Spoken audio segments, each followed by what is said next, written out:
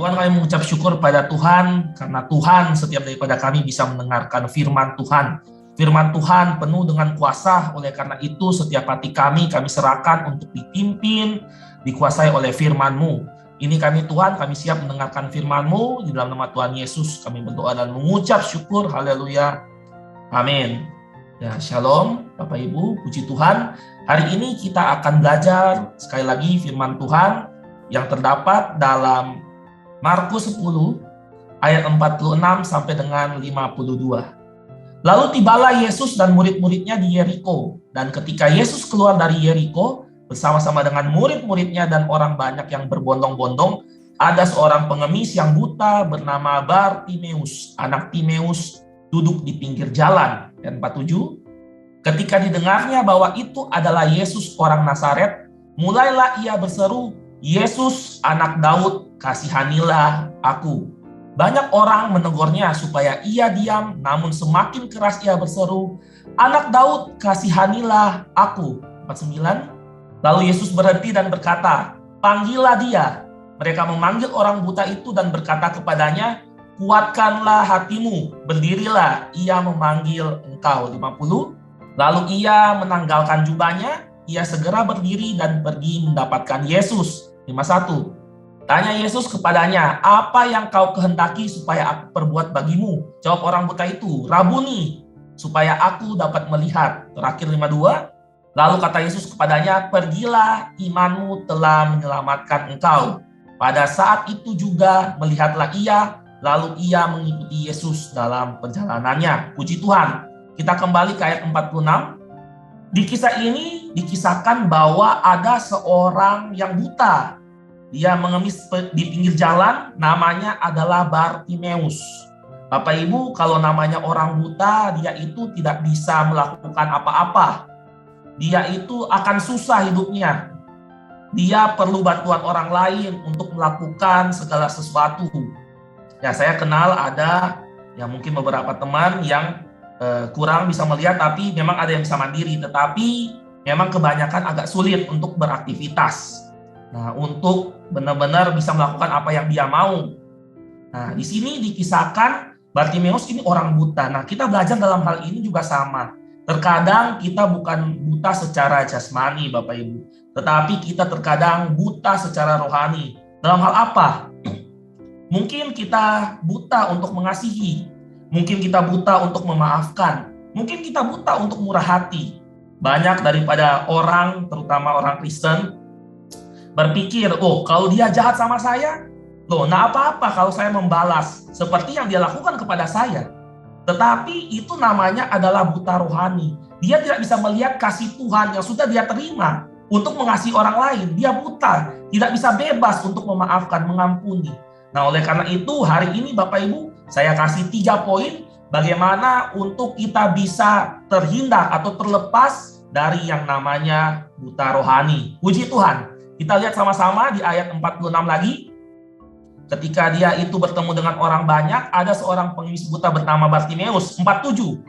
Ketika Bartimeus mendengar bahwa itu adalah Yesus, orang Nazaret, mulailah ia berseru, "Yesus anak Daud, kasihanilah aku." 48. Banyak orang menegur dia supaya diam, namun semakin keras ia berseru, "Anak Daud, kasihanilah aku." Poin pertama, supaya kita lepas atau terbebas dari buta rohani, yaitu poin nomor utama adalah berseru kepada Yesus. Puji Tuhan. Banyak orang itu susah untuk lepas dari buta rohani, karena dia itu nggak merasa dia sedang buta, Bapak Ibu. Mungkin yang terlahir dengan kondisi kurang bisa melihat.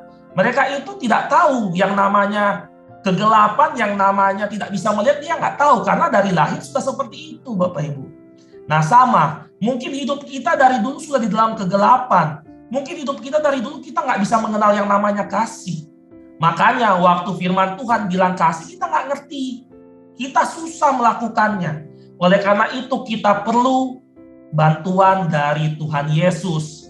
Kita tanggalkan semua keegoan kita. Kita tanggalkan yang selama ini pikiran lama kita. Kita beralih kepada pikiran Kristus. Kita berseru, "Tuhan, saya nggak mampu loh hidup suci. Tuhan, saya nggak mampu loh hidup kudus. Tuhan, saya nggak mampu loh memaafkan orang ini. Saya sudah berusaha, tapi nggak bisa. Tapi percayalah, Bapak Ibu, saat kita berseru kepada Tuhan, kita melepaskan keegoan kita, kita merasa kita nggak mampu, kita angkat tangan kepada Tuhan. Disitulah kuasa Tuhan akan menuntun kita. Kita akan melihat bahwa kuasa Tuhan mampu menjamah mata rohani kita, supaya kita bisa melihat bahwa apa itu yang namanya kebenaran. Puji Tuhan. Dan kita lihat ada hal yang menarik di ayat yang ke-48. Banyak orang menegur dia supaya ia diam, namun semakin keras ia berseru kepada Tuhan Yesus. Nah, di sini sama Bapak Ibu. Terkadang lingkungan kita, keluarga kita, tempat kita bergaul, persahabatan kita, terkadang kita ini mau datang kepada Tuhan supaya kita bisa melek, bisa dibukakan, dicelikan mata rohani kita. Tetapi justru lingkungan kita nggak mengizinkan, Bapak Ibu. Tetapi di sini kita harus berteriak semakin keras kita mencari Tuhan, semakin keras kita rindu kepada Tuhan. Di situ kuasa Tuhan akan semakin nyata dan sempurna. Haleluya. Mari kita lihat poin yang kedua tentang bagaimana supaya kita bisa terlepas dari buta rohani. Ayat 49. Lalu Yesus berhenti dan berkata, panggillah dia. Mereka memanggil orang buta itu dan berkata padanya, kuatkanlah hatimu, berdirilah, ia memanggil engkau. Lalu ia menanggalkan jubahnya, ia segera pergi dan mendapatkan Yesus. Kita highlight ayat ke-50. Ia menanggalkan jubahnya, segera pergi mendapatkan Yesus. Nah, di sini yang menarik Bapak Ibu. Kenapa satu orang buta ini, Bartimeus, harus melepaskan jubahnya? Bisa aja dia langsung pergi ketemu dengan Yesus. Nah, ini salah satu rema Bapak Ibu, yaitu waktu dia melepaskan jubahnya, artinya dia tidak mau ada sesuatu yang menghalangi, yang menahan dirinya, yang menjadi beban bagi dirinya untuk bertemu dengan Yesus. Nah, terkadang kita sudah dengar firman Tuhan dari komsel Bapak Ibu. Kita sudah dengar firman Tuhan dari gereja tentang bagaimana mengasihi, tentang bagaimana kita bermurah hati, berbelas kasihan. Tetapi terkadang ada beban di dalam hidup kita yang menahan kita untuk melakukan kebenaran. Nah, saya tidak tahu Bapak Ibu hari ini apa yang mengikat kita, beban apa yang masih kita pegang hari ini, masih kita pikul. Mari sama-sama kita lepaskan semua. Mari sama-sama kita tanggalkan dan kita berlari-lari mendapatkan Yesus. Karena lewat Yesus kita akan dicelikan secara rohani. Kita akan melihat betapa luar biasanya firman Tuhan. Betapa luar biasanya hidup di dalam firman Tuhan. Haleluya. Jadi poin nomor 2 adalah menanggalkan beban, kita berlari menuju Yesus. Haleluya. Kita lihat poin yang terakhir Bapak Ibu. Ayat yang ke-51, tanya Yesus kepadanya, apa yang kamu kehendaki supaya aku perbuat bagimu? Jawab orang buta itu, Rabuni. Rabuni di sini artinya rabi atau guru. Aku dapat melihat. Lalu kata Yesus kepadanya, pergilah, imanmu telah menyelamatkan engkau. Pada saat itu juga melihatlah ia lalu mengikut Yesus dalam perjalanannya. Nah, ini poin yang ketiga, yaitu waktu kita sudah dicelikan secara rohani, kita sudah mengenal kasih Kristus. Jangan lupa poin yang ketiga, yaitu mengikut Yesus sampai akhir hayat kita. Haleluya. Nah, terkadang banyak daripada kita merasa, oh, waktu saya sudah dibaptis, waktu saya sudah kenal Tuhan, itu sudah selesai. Bukan Bapak Ibu. Itu adalah awal perjalanan kita.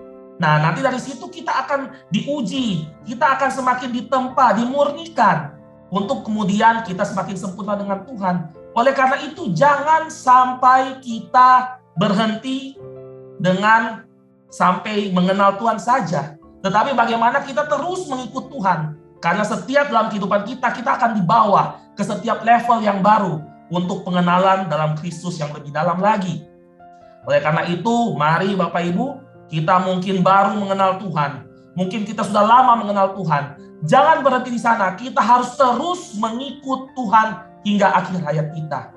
Sehingga Bapak Ibu, jangan kita cuma sementara dibukakan mata rohani kita, tetapi setiap hari mata rohani kita semakin terlatih melihat apa itu kebenaran, melihat apa itu yang harus kita lakukan di dalam firman Tuhan. Haleluya. Nah, oleh karena itu Bapak Ibu, ini 3 poin di mana supaya kita bisa dicelikan mata rohani kita, atau supaya kita bisa melihat, tidak buta rohani lagi.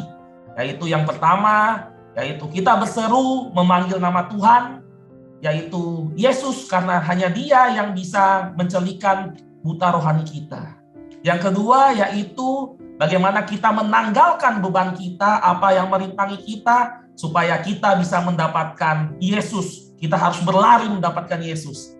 Dan yang terakhir adalah waktu kita sudah bisa melihat, jangan lupa bahwa kita tetap perlu Yesus, harus terus mengikut Yesus, sehingga saya percaya Bapak Ibu, di akhir hayat kita, kita akan terus dan setia dan semakin berapi-api di dalam Tuhan. Puji Tuhan, Tuhan Yesus memberkati. Mari Bapak Ibu kita satu di dalam doa. Mari kita tundukkan kepala kita dan kita berdoa. Bapa kami yang di dalam surga, yang kami kenal dalam nama Tuhan Yesus. Kami berdoa Tuhan, supaya kami mempunyai hati yang taat kepada firman. Karena firman-Mu untuk kebaikan kami. Firman-Mu mengandung janji. Walaupun terkadang kami tidak mengerti, kami tidak melihat karena buta rohani kami. Tetapi pimpinlah kami untuk tetap mampu melakukan firman-Mu. Mari Bapak Ibu dekapkan kedua tangan kita di dada. Jika saudara punya pergumulan, persoalan, tantangan di dalam karir, studi, keuangan, masalah keluarga, kesehatan, apapun juga, termasuk perjodohan, biarlah berkat Tuhan turun ke atasmu dan kekuatan kasih Tuhan turun atasmu. Dan percayalah, Tuhan akan membukakan pintu-pintu berkat serta damai sejahtera Allah menaungimu senantiasa.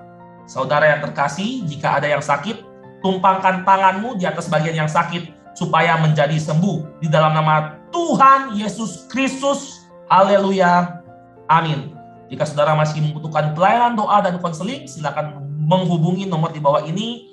Tuhan Yesus memberkati. Shalom.